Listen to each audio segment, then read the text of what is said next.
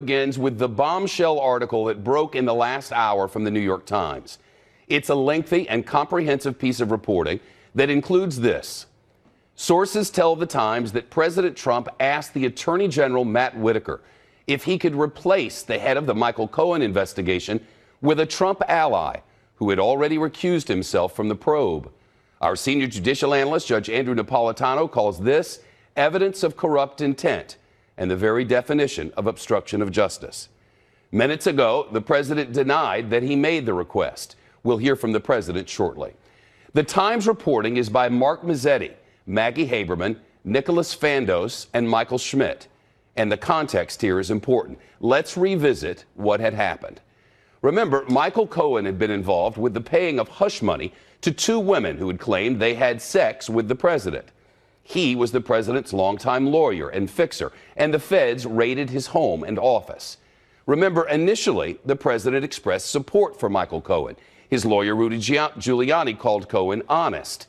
But when Cohen told the court that Donald Trump had ordered him to make the payments, and as we reported here, testified that in essence the president was something of an unindicted co-conspirator, the president and his supporters turned on Cohen.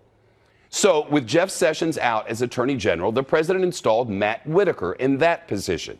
He'd been a U.S. attorney and then a CNN contributor who said, among other things, that the Mueller investigation had gone too far, that Trump finances were beyond Mueller's purview. In short, he'd sided publicly against Mueller and with the president. As acting Attorney General, Whitaker had previously said to associates that his job was to protect the president. The Times reports he told associates privately that his job was to jump on a grenade for the president. So, with Michael Cohen cooperating and the investigation building, the Times reports the president called the new acting attorney general, who seemed to be a Trump ally, and asked him if a new person could be put in charge of the Cohen probe.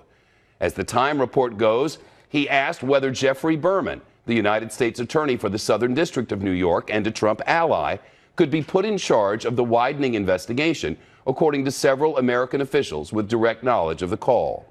In essence, according to the Times, the president asked if someone he considers a loyalist could lead the investigation of which he was a part. The Times writes that there is no evidence Whitaker acted on the question, but it's the alleged phone call itself that raises the legal questions. Provided the Times reporting is accurate, did the president break the law in making the call to the Attorney General? We'll take that to Judge Napolitano shortly. First, John Roberts reporting with the president's reaction just a short time ago. John, to you. And Shep, good afternoon to you. Another in a long list of allegations that at some point along the line, President Trump has tried to use his influence to try to influence an investigation. A short time ago, signing his Directive Number 4 for the Space Force to create it under the auspices of the U.S. Air Force. President Trump was asked about this and denied that he asked Whitaker to put Berman in charge of the widening investigations there in the Southern District of New York. He also denied any idea that he had soured on Whitaker as the acting attorney general as a result of that. Listen to what the president said here. No, not at all. I don't know who gave you that. That's more fake news. There's a lot of fake news out there. No, I didn't. What is the current status of your relationship with Mr. Whitaker? Very good. I have a lot of respect for Mr. Whitaker. I think he's done a great job. He's a very, very straight shooter. I watched him during the hearing, some of it. I thought he was exceptional. He's a very fine man, and he should be given a lot of thanks by our nation. So the president there saying he's got no problem with Matt Whitaker, who will no longer be the attorney general very shortly, but then also going back to say he never asked Whitaker to put Geoffrey Berman, who's the U.S. attorney for the Southern District of New York, in charge of the investigation after Berman had recused himself. Now, the president said there, I don't know who gave that to you. That's fake news. The president sounded almost surprised being asked about that question, but according to Maggie Haberman, who is one of the names you mentioned, Shep, that was on the byline of the piece, she tweeted a short time ago, as often happens, White House was fully briefed on the story's reportage and did not choose to say anything ahead of the publication.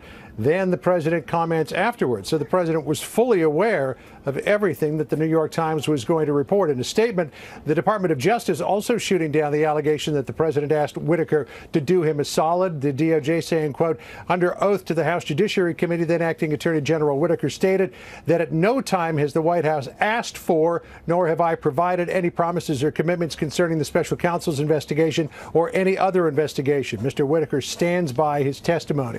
No question, though, Shep, this will just add to the litany of items that the Democrats are going to be investigating for the next 18 to 20 months. Shep? John Roberts will be back to you shortly. Remember the wording there, no promises or commitments.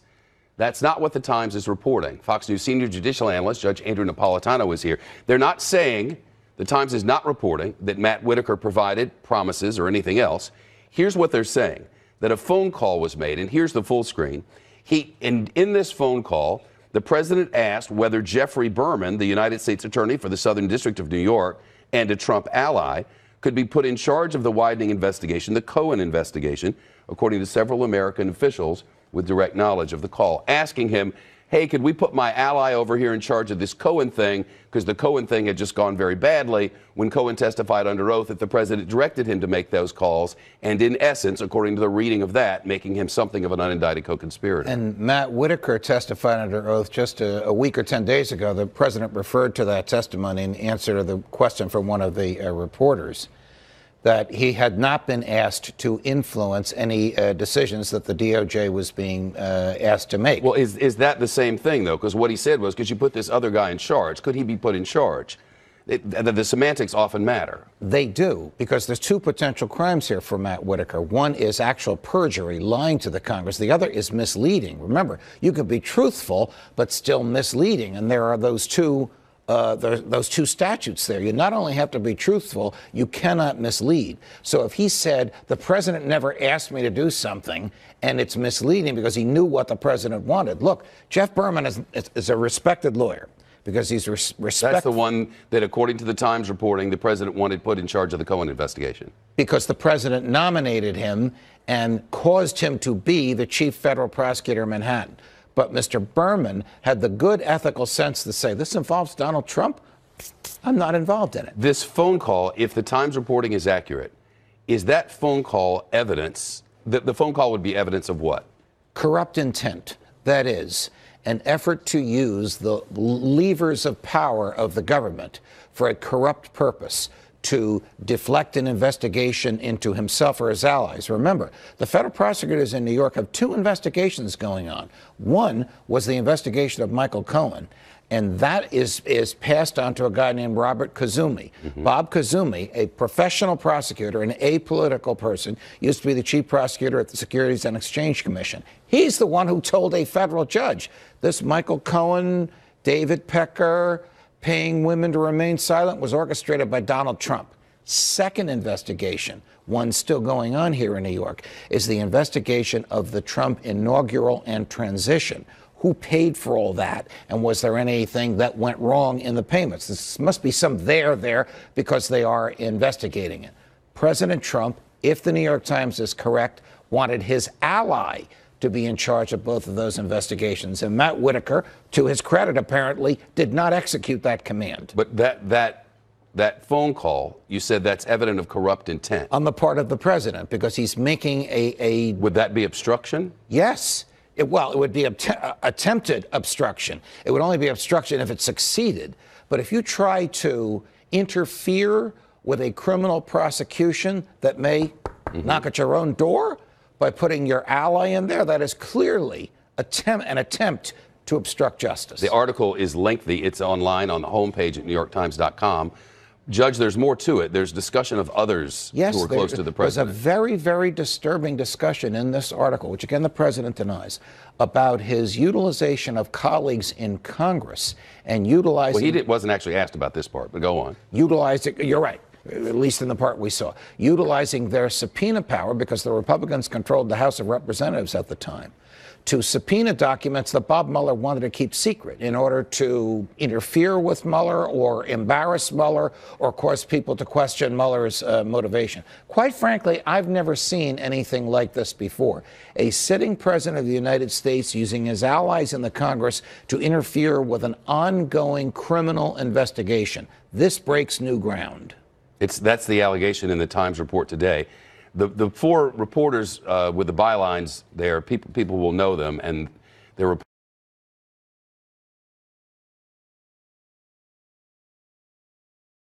nothing of this. But certainly his White House did, because Maggie Haberman says the Times told them. It appears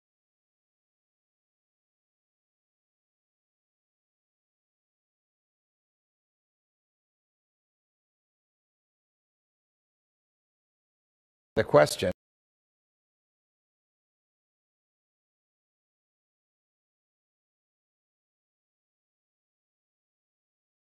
Frankly, dynamite, lengthy and well documented. Where it goes from here, I don't know, but I'll tell you who I know is reading it as we speak. Bob Mueller and team. Judge, thank you. You're welcome. Much more on this as it comes. There's more breaking. It's one of those days. President Trump's former national security advisor, Michael Flynn, listen now, wanted to share nuclear power technology with Saudi Arabia, despite warnings from national security officials. That's according to a new report from the Democratic-led House Oversight Committee, citing whistleblowers within President Trump's own administration.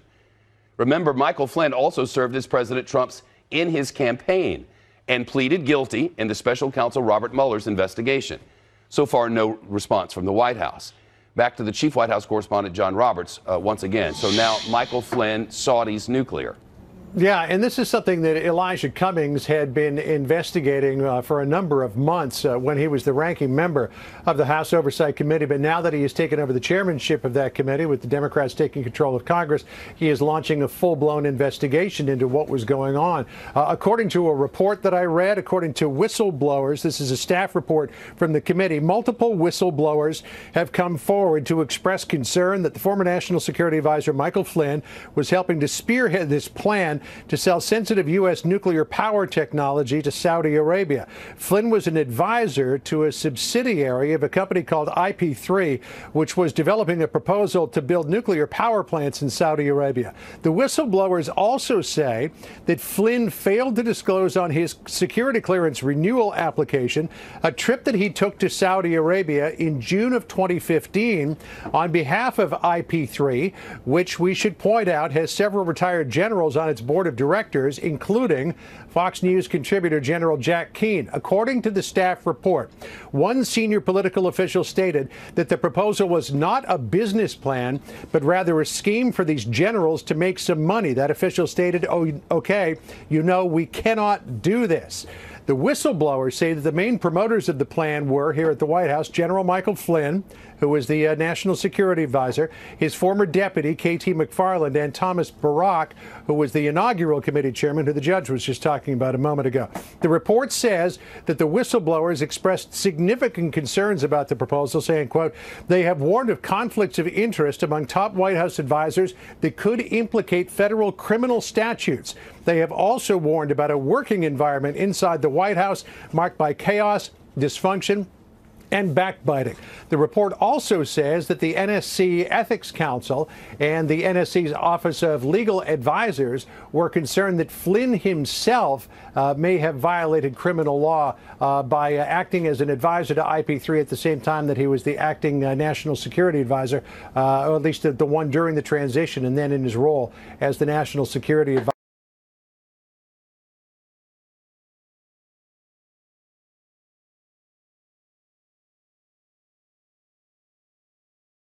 Thoroughly investigated by the Democrats. Elijah Cummings, the chairman of the Oversight Committee, promising that he is going to do that. Shep?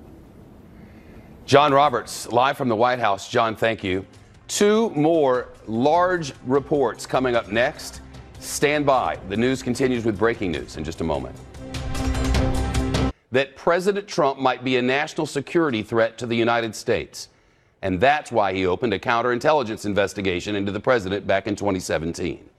McCabe also says he informed the Gang of Eight, as they call them, top congressional leaders, both Republican and Democrat, and nobody objected. The Majority Leader Mitch McConnell and the then House Speaker Paul Ryan and their Democratic counterparts gave no resistance. McCabe spoke to NBC News while out promoting his new book. He said it was not his decision to open the investigation, but a recommendation from his team, who thought the president himself might be a national security risk. President Trump is pushing back against McCabe, tweeting, among other things, so many lies. The chief intelligence correspondent Catherine Herridge reporting live from Washington. On his book tour, Shep, Andrew McCabe told NBC that he did brief congressional leadership on the case he opened against the president in May 2017, right after FBI Director James Comey was fired. And I told Congress what we had done. Did anyone object? No one objected. Not on legal grounds, not on constitutional grounds, and not based on the facts. But a member of the so-called Gang of Eight called McCabe's claim confusing and possibly misleading because the source said senior lawmakers knew months earlier that the FBI had opened a case on the Trump campaign and, by extension, the candidate himself. On ABC, Andrew McCabe downplayed his conversations, described just 2 days ago as serious, with Deputy Attorney General Rod Rosenstein about invoking the 25th Amendment after President Trump fired Comey. I made the decision not to include these comments in the book because they were exactly that. It never went beyond the realm of a brief, offhanded comment by the Deputy Attorney General to me. Late yesterday, a Department of Justice official told reporters that Rosenstein expects to leave the department mid-March with a nomination for his replacement as early as this week, Shep. Catherine, Roger Stone, the former Trump advisor, now facing charges in the Russia investigation, and he's been ordered back to court.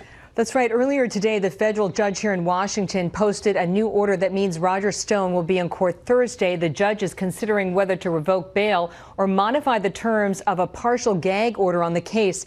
The backstory here is that Stone posted a photo on Instagram of the judge Amy Berman Jackson showing what appeared to be crosshairs in the background. This has since been removed, and Stone apologized, though he then reposted the photo without the crosshairs and slammed the upcoming trial as legal trickery. Stone's lawyers say their client will again apologize to the judge in person on Thursday, but look for developments on the status of his bail and that gag order, Shep. All right, Catherine, thanks so much. You're welcome. Ahead, police in Chicago investigating a tip that, if true, could blow the lid off Jussie Smollett's story about being a victim of a hate crime. That's coming up as reporting continues on this Tuesday afternoon. Information in the Jussie Smollett investigation. Police in Chicago now say that they have not been able to confirm a tip that the Empire actor was in an elevator with two men on the night of his reported attack. The tipster claimed the men were the brothers police later arrested and then released. Police told Fox News' Matt Flynn that they reviewed surveillance video from the apartment building again, but that they still can't find video of the three together. Jussie Smollett is black and gay and is the star of the Fox television show, or A Star. He said last month that two masked men physically attacked him and yelled racial and homophobic slurs. The actor also claimed that they said this was MAGA country. Smollett's lawyers say he feels victimized by people who think he had a role in the attack. Matt Finn reporting. He's live from Chicago at the spot where Smollett says the attack happened. Matt? Shep, at this hour, Chicago police and Jussie Smollett's crisis manager have not confirmed to us that Jussie talked to police at any point today. Chicago police tell me they want to give Jussie a, quote, responsible amount of time to respond to their very important request for a follow-up interview in this case. And Chicago police say what happens next in the coming days largely depends on Jussie's actions. It's possible that Jussie Smollett may stop cooperating with police, and police could seek an arrest warrant by taking this case to prosecutors or a grand jury. But police also acknowledge that they could, if Smollett stops cooperating, that this case really could stall. And filing a false police report here in Illinois is a Class 4 felony. It carries a sentence of up to 3 years, but it is also probational. And Shep, we just want to set the scene for you. This is the intersection where Chicago police say Jussie Smollett filed a report of the alleged attack. This door right here, this lower level door, would be the door that Jesse used to get in and out of his residential building. And then across the street here is where the Osundayo brothers were spotted on that sidewalk. Our viewers may recall we've aired that surveillance still picture many times of the two brothers walking down this sidewalk along the brick wall. And if you look up, there's a camera directly above that sidewalk. We think that that is probably the camera that spotted the two brothers, but Chicago police cannot confirm that. And from this location here, Jesse Smollett would have walked just a couple blocks around the block to the subway and back. Shep. Initially, the police in Chicago said that his report was credible. Then they were calling him a potential victim. How are they categorizing Jesse Smollett now? You know, Shep, right now they're no longer insisting that Jesse Smollett is a victim. They've started to call him the person who reported this incident. Shep. All right, Matt Finn, live on scene. Thank you. Millions of tourists visit the Grand Canyon every year, and now there is word some of them may have been exposed to radiation 400 times stronger than what's safe for adults, and thousands of times the limit for kids. Not in the park itself, but at a museum on site at the Grand Canyon. A whistleblower who worked at the park says the radiation came from uranium rocks kept in buckets. Trace Gallagher reporting live from our West Coast News Hub. What is this?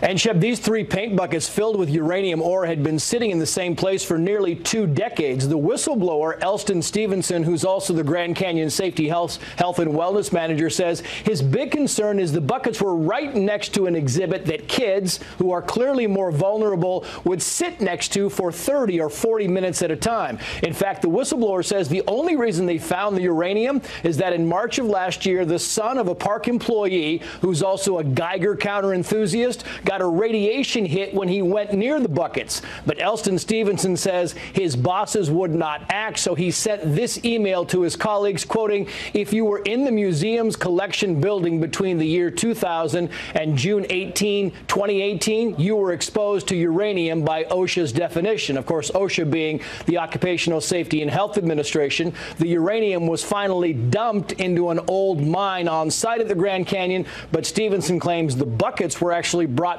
back into the building. Shep. Trace, what's the response from the Park Service?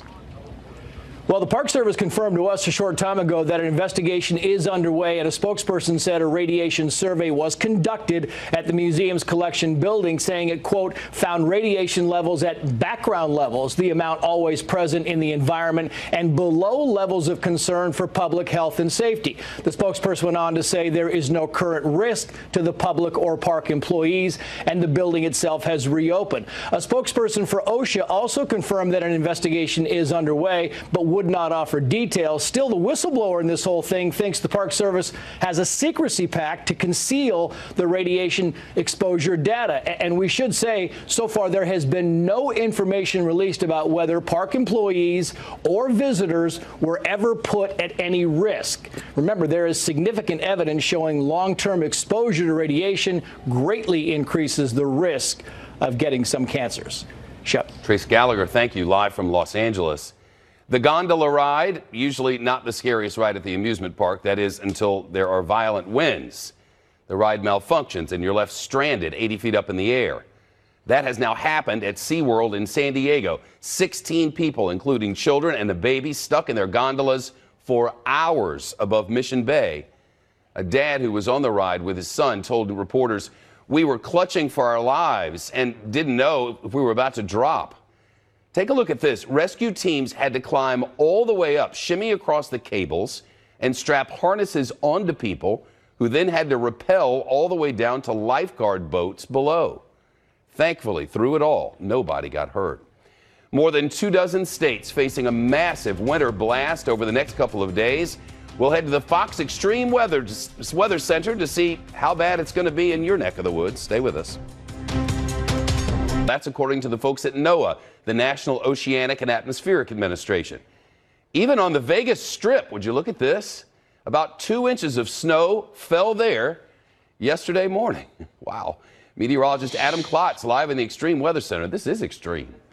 Shep, you mentioned just how massive this is, 200 million people. Well, these are our winter storm watches warnings across the country from Philadelphia back over through Chicago, stretching all the way back to New Mexico, Arizona, all areas where winter storm's going to be impacting this as we're talking about a very large system. Now, all this moisture is currently lifting off the Gulf of Mexico. Still rain, but as you get into the northern reaches, you begin to see this into the plain states turning into snow. It's all going to be about where the temperatures are cold enough to support ice and then eventually to support some snow. The only spot where it's warm enough to be rain, well, that continues to be where this is currently moving. It is going to be running into some much colder air, and as it moves its way across the eastern half of the country, it is going to be snow, it's going to be ice, it's going to be sleet. It's really going to turn out to be a real mess for a lot of folks. Here's your future radar. Overnight tonight across the plains, running into the northern Midwest, the Great Lakes states, all the way into early tomorrow morning. By early tomorrow morning, we see the leading edge of this system and some of that cold air, Shep, beginning to move into the D.C. area. The D.C. area could see as much as 3 to 5 inches of snow running into the mid-Atlantic and stretching around that region before eventually turning into ice. Now, maybe some snow for New York City, but it will likely quickly turn into rain on the backside of this system. I do think by the time we get into Thursday, we're mostly clearing off. But, Shep, yeah, a lot of people, 200 million. It begins in the next several hours and will be lasting all the way into early Thursday. And yet by Thursday, mid-50s in New York City. Warming back up, exactly. I'll wait for that. Thank you, Adam. Appreciate it. A Fox Urgent now, and a live look in Philly. The former Vice President Joe Biden taking part in a discussion at the University of Pennsylvania. A source with direct knowledge tells Fox News Biden is, quote, almost certain, unquote, to run for president in 2020. No word on whether this will be the moment he makes the announcement. We're monitoring it. It comes on the same day Senator Bernie Sanders threw his hat in the ring again. The independent from Vermont gave Hillary Clinton a run for her money in the 2016 Democratic primaries. You're going to run for president? I am going to run for president. That's correct. What's going to be different this time? We're going to win. We are going to also launch what I think is unprecedented in modern American history, and that is a grassroots movement, John, to lay the groundwork for transforming the economic and political life of this country. That's what's different. Senator Sanders joining an already crowded field for a chance to run against President Trump. As it stands, 11 Democrats, he'll have to become a Democrat because they're not going to allow an independent in there again, change the rules. 11 of them either officially running or launching exploratory committees. Peter Doocy reporting he's in New Hampshire, where several candidates have been making stops. Hey, Peter. Shep, many of the Democratic presidential hopefuls are focusing on policy proposals, and Senator Sanders is doing that too, but he's also picking a fight with the president. Bottom line for me is I think it is absolutely imperative that Donald Trump be defeated, because I think it is unacceptable and un-American, to be frank with you, that we have a president who is a pathological liar, and it gives me no pleasure to say that, but it's true. We have a president who is a racist, who is a sexist, who is a xenophobe, who is doing what no president in our lifetimes has come close to doing, and that is trying to divide us up. And with that, the sharp-tongued Senator Sanders is trying to confront President Trump a lot more directly than some of the other 2020 hopefuls like Cory Booker. If we as Democrats especially make it about him and not about us, make it about one office and not the cause of our country, we're making a very big mistake. But President Trump apparently does not have the same strong feelings about Sanders. A few minutes ago, he welcomed him to the race from the White House and said he likes Bernie. Shep? But the campaign has responded to the Sanders announcement separately, right? Right, and they've essentially tried to elevate him to the top of the field of potential Trump challengers. A spokeswoman said this a little while ago. Bernie Sanders has already won the debate in the Democrat primary because every candidate is embracing his brand of socialism, but the American people will reject an agenda of sky-high tax rates, government-run health care, and coddling dictators like those in Venezuela. Only President Trump will keep America free, prosperous, and safe. And Sanders agrees, at least with part of that. He thinks that the ideas that only he was pushing for last time, like Medicare for all, are now part of the mainstream. So he is describing his self-described democratic socialist perspective as mainstream for the Democrats now. Jeff? All right. Peter Doocy, live in New Hampshire. Thank you. The man accused of killing the mother of his child back in court today in Colorado and facing new charges. We'll get a live update from Denver. Plus, a man trapped in quicksand for more than 10 hours and he survived to tell us all about it. We'll talk to him and his girlfriend who helped save his life next. But first, he is the only person who could make black and white colorful. That from the supermodel Claudia Schiffer, one of the many people paying tribute to Karl Lagerfeld today. The iconic fashion designer died in Paris, his death announced by Chanel. Lagerfeld had been the creative director of the French fashion house since 1983. He was also the creative director for the Italian luxury brand Fendi and had his own brand. The German-born designer was known for as much for his sharp comments as he was for his trademark white ponytails, high collars, and dark glasses. He often criticized celebrities and politicians and once said sweatpants are a sign of defeat. But many who knew him said he had a much softer side. He once gave an entire interview about the special bond he had with his cat, who had maids and designer food dishes, and he never stopped working.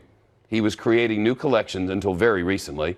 In his own words, "I'm very much down to earth, just not this earth."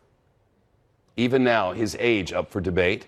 His assistant recently told the Associated Press that the mystery is part of the character, but it's believed he was born sometime in the 1930s. Karl Lagerfeld, dead today at 80-something years old. Man accused of killing the mother of his child in court today and facing 3 new charges, including tampering with a body. Patrick Frazee was already facing charges of first-degree murder and solicitation to commit murder in the death of his missing fiancée, Kelsey Berreth. Prosecutors presented evidence today during a hearing to decide whether the case should go to trial. Kelsey Berreth disappeared on Thanksgiving Day. Surveillance video shows her shopping at a grocery store with the couple's 1-year-old daughter. Search crews still haven't found her body. Her parents say they think Frazee killed their daughter because of a custody battle over that child. He has not entered a plea. Alicia Acuna reporting. She's live today in our Rocky Mountain newsroom. Alicia. Hi, Shep. Kelsey Berreth's blood was found in multiple locations inside her townhome. That, according to a Colorado Bureau of Investigations agent on the stand today. CBI agent Greg Slater said the blood, which tested positive as the 29-year-old mother's, was found on the bathtub, the floor, the bathroom wall, door, and on an electrical plate near the sink.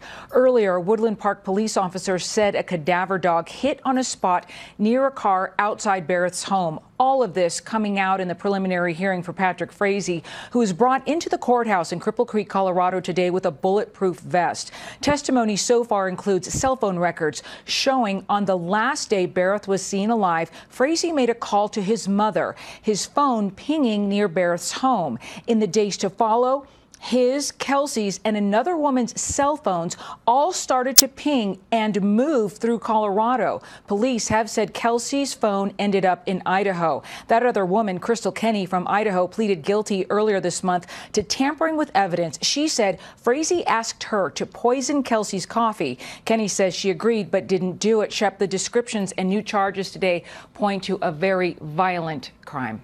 Shep. Alicia Acuna, live from Denver. A man who survived being stuck in quicksand for hours on end says it was like standing in a huge puddle of concrete that dries instantly. Over the weekend, Ryan Osman and his girlfriend, Jessica McNeil, went for a hike in Zion National Park in southwestern Utah. A few hours into the trek, Jessica says she tripped and fell into quicksand. And as her boyfriend was pulling her out, the mixture of sand and freezing cold water swallowed him up. Let's turn to them. Ryan Osman and Jessica McNeil. Good to have you both still with us. How are you?